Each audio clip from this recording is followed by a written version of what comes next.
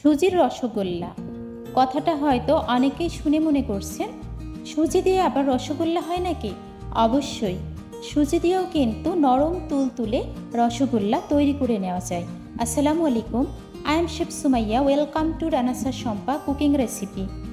আজ আমি আপনাদের সাথে শেয়ার করব সুজি দিয়ে পারফেক্ট নরম তুলতুলে রসগোল্লা রেসিপি। এতটাই সফট এবং এতটাই টেস্টি বলার মতো না। আমি কিভাবে আজকে সুজি দিয়ে নরম তুলতুলে রসগোল্লা তৈরি করব সেটা এখন আপনাদের সাথে শেয়ার করতে আসলাম। প্রথমে আমি একটা কড়াই নিয়েছি।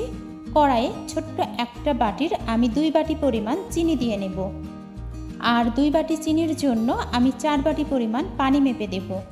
অবশ্যই কিন্তু প্রত্যেকটা উপকরণ একটু মেজারমেন্ট মাপে দিতে হবে, তাহলেই আপনি পারফেক্ট রসগোল্লা তৈরি করে নিতে পারবেন।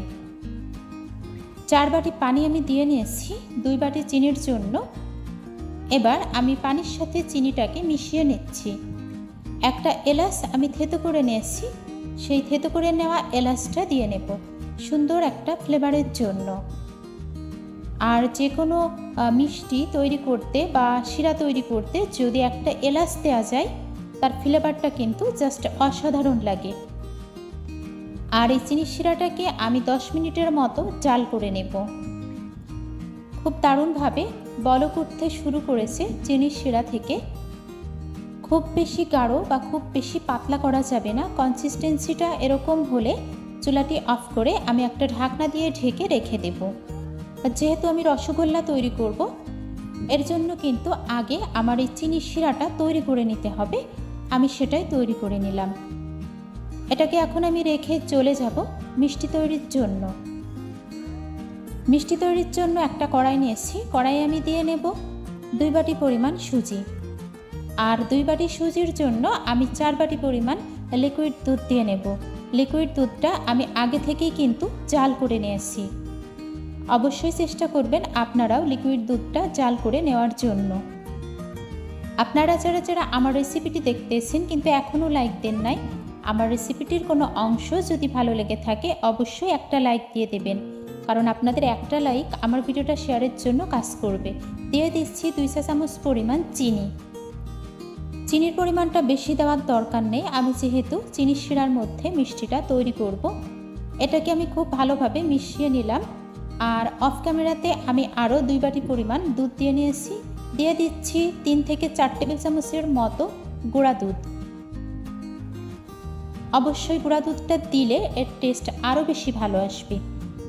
এই কড়াইটা আমি সবগুলো উপকরণ মিশিয়ে নেওয়ার পর চুলায় বসিয়ে দিয়েছি। এবার অনবরত নাড়তে থাকবো। কোনোভাবে কিন্তু এই নাড়াটা মিস করা যাবে না, তাহলেই কড়াইয়ের সাথে লেগে যেতে পারে। আর আমি কিভাবে আজকে মিষ্টি তৈরির জন্য এই সুজির ডোটা পারফেক্টভাবে তৈরি করে নেব সেটা অবশ্যই আমার রেসিপিটি দেখতে থাকুন, তাহলেই বুঝতে পারবেন। রেসিপিটা কিন্তু আপনারা স্কিপ করবেন না। যদি স্কিপ করেন আপনারা কিন্তু পারফেক্ট মিষ্টি তৈরিটা শিখতে পারবেন না। আমি যেভাবে স্টেপ বাই স্টেপ আপনাদের মাঝে রেসিপিটি শেয়ার করছি, আপনারাও চেষ্টা করবেন স্টেপ বাই স্টেপ দেখার জন্য। দেখতেই পারছেন ঘনত্বটা কিন্তু গাঢ় হয়ে এসেছে। আর এই সুজির ঘনত্বটা এরকম হতে হবে, খুব বেশি হার্ড হওয়া যাবে না, একটু সফট হতে হবে, তাহলে কিন্তু মিষ্টিগুলা সফট হবে। এই মিশ্রণটা যদি আমরা বেশি হার্ড করে নিই তাহলে কিন্তু দেখা যায় মিষ্টিগুলা হার্ড হবে। ঠিক এরকম কনসিস্টেন্সি হয়ে গেছে। এবার আমি চুলা থেকে এটাকে নামিয়ে নেব একটা ডিশে।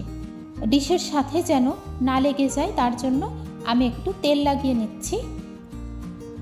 এবার এটাতে আমি ঢেলে নেব। আর কুসুম গরম থাকা অবস্থায় কিন্তু মিষ্টির ডোটা দিয়ে নিতে হবে, একেবারে ঠান্ডা করে নেওয়া যাবে না। আর কুসুম গরম থাকা অবস্থায় যদি আমরা এটা মিষ্টি তৈরির জন্য পারফেক্ট করে নিই তাহলে কিন্তু একেবারেই সফট হবে আর মিষ্টির ডোটা দিয়ে নিতে সহজ হবে। হাতে একটু তেল লাগিয়ে আমি হাত দিয়ে এভাবে করে ডোটা রেডি করে নিচ্ছি। আর আসলে কিন্তু আমি রেডি করতেছি না, আজকে আমার মেজো আপু সুজির এই মিষ্টিটা তৈরি করছে। আপু কিভাবে এখন শেপটা দিয়ে নেবে সেটা দেখতে থাকুন। যেহেতু ভয়েসটা আমি দিতেছি এর জন্য কিন্তু বলে ফেলতেছি যে আমি করছি আর কি। এভাবে করে আমার আপু প্রত্যেকটা মিষ্টি শেপ দিয়ে নেবে। এতটা মসৃণভাবে মিষ্টির শেপটা দিয়ে নিতে হবে যেন মিষ্টির কোনো জায়গাতে একটু ফেটে না যায়। ফেটে গেলে কিন্তু মিষ্টিটা যখন আমরা তৈরি করব তখন কিন্তু ভেঙে যেতে পারে। সবগুলো মিষ্টি আমি এভাবে তৈরি করে নিয়েছি। ফাইনালি আমি কিভাবে রসগোল্লাটা তৈরি করে নেব সেটা অবশ্যই এখনই দেখতে পারবেন। মিষ্টিগুলা কিন্তু এতটাই দারুণ হয়েছিল তৈরি করা, দেখে আশা করি বুঝতে পারতেছেন। আপনারা যারা যারা আমার চ্যানেলটি সাবস্ক্রাইব করেছেন সবাইকে অসংখ্য অসংখ্য ধন্যবাদ। এবার এই যে মিষ্টির যে শিরা তৈরি করে নিয়েছিলাম এটা আমি ছাঁকনির সাহায্যে সেঁকে অন্য একটা কড়াই ঢেলে নেব। ছাঁকনির সাহায্যে সেঁকে নিচ্ছি কারণ আমি একটা এলাচ দিয়েছিলাম, যাতে এলাচের কোনো কালো দানা এই মিষ্টির রসের মধ্যে না আসে, তার জন্যই কিন্তু সেঁকে নিয়েছি। এটাকে আমি বলক উঠিয়ে নিয়েছি। এবার দিয়ে দেব মিষ্টিগুলাকে। এই সুজির মিষ্টি তৈরির কিছু টিপস অ্যান্ড ট্রিক্স আছে, আশা করি আপনারা পুরো টিপস অ্যান্ড ট্রিক্স সহকারে রেসিপিটি দেখতেছেন। এখন এই বলক উঠে যাওয়া মিষ্টির শিরার মধ্যে আমি মিষ্টিগুলাকে ছেড়ে দিচ্ছি, আর এটাকে আমি ঢাকনা দিয়ে ঢেকে রাখবো 5 মিনিটের মতো। তাহলে কিন্তু মিষ্টিগুলা একদম ফমের মতো নরম তুলতুলে হয়ে যাবে, আর মিষ্টির ভেতরটা একেবারে সিদ্ধ হয়ে যাবে। এবার আমি একটা ঢাকনা দিয়ে ঢেকে দেব। ঢেকে দিয়ে ফিরে আসবো 5 মিনিট পর। ততক্ষণ আপনারা সঙ্গে থাকুন।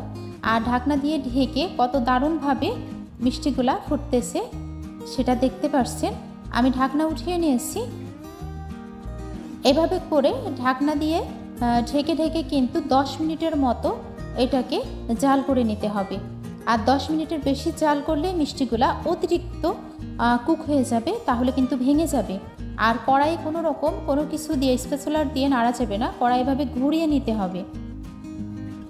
মিষ্টিগুলা তৈরি হয়ে গিয়েছে। এবার আমি চুলা থেকে নামিয়ে নিয়েছি। আমি কিন্তু 1 ঘন্টার জন্য রসে ভিজিয়ে রেখেছিলাম। 1 ঘন্টা পর আপনাদেরকে আমি সার্ভিং বলে পরিবেশন করে দেখিয়ে দিচ্ছি যে কতটা দারুণ হয়েছে আজকের সুজির রসগোল্লা রেসিপি। আপনাদের কাছে কেমন লেগেছে এটা কিন্তু আমাকে জানাবেন অবশ্যই।